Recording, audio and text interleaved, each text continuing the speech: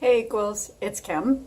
Welcome back to my channel. I'm asking people to help me get my message, the content from my channel out to a wider audience by subscribing.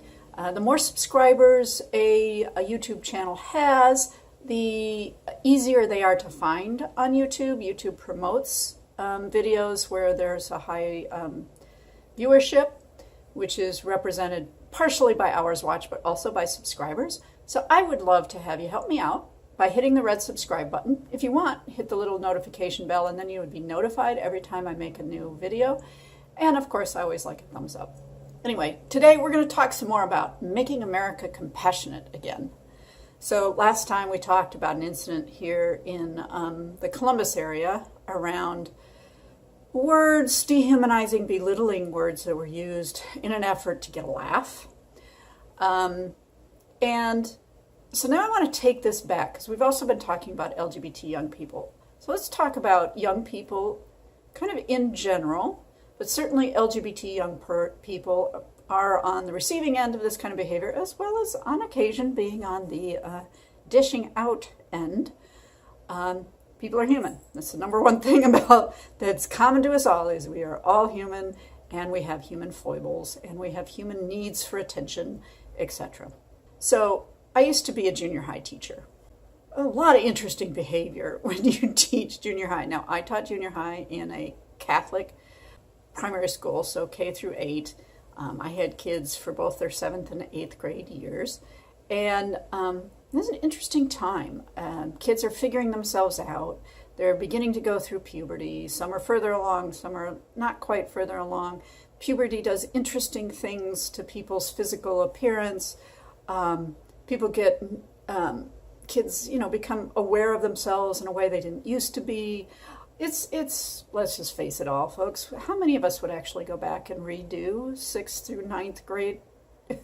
Most of us would go, no, don't want to do that again. It was tough. It's tough to be a kid.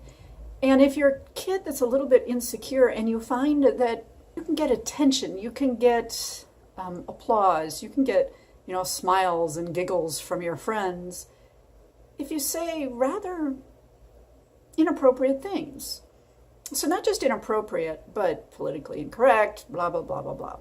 When you say things that hurt other people, it's only usually going to be a few people. These are, words and phrases that are going to single out one or two kids in school who are different in some way, shape, or form.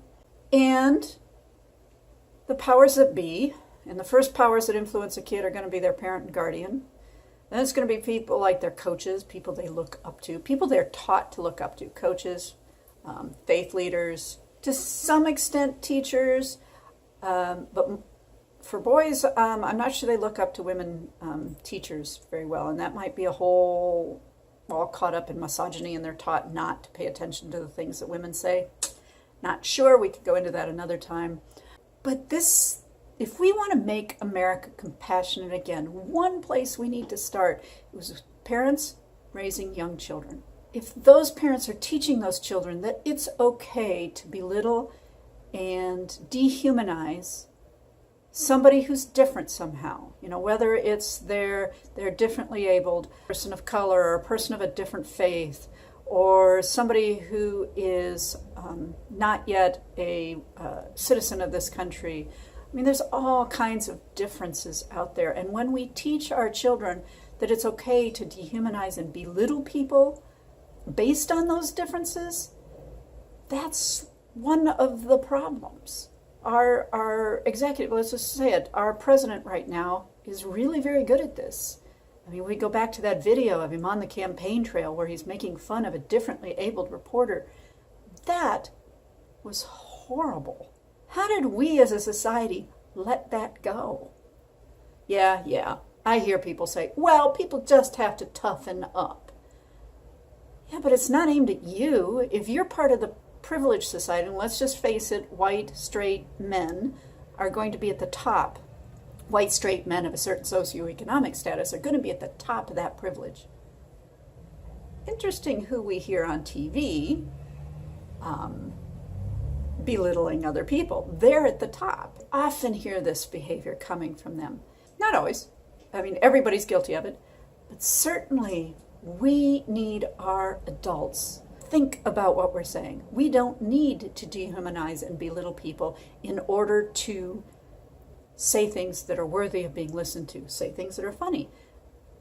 Why don't we call out behaviors that are common to us all, that are are culturally part of all of us, rather than picking out traits or characteristics of just a few people. This is not an easy process, folks. We have spent many, many years perfecting the art of hurting each other. Now we need to start to fix it. We need to make America compassionate again. So I ask you to do this one thing. Call it out when you hear it. When somebody belittles or dehumanizes somebody else for a laugh, or they didn't really mean it, or they were just being funny, don't let them get away with that. Whether they're an adult or a child, don't let them get away with that. Dehumanizing and belittling is dehumanizing and belittling. Whether you were trying to be mean or you were just trying to be funny, it's wrong.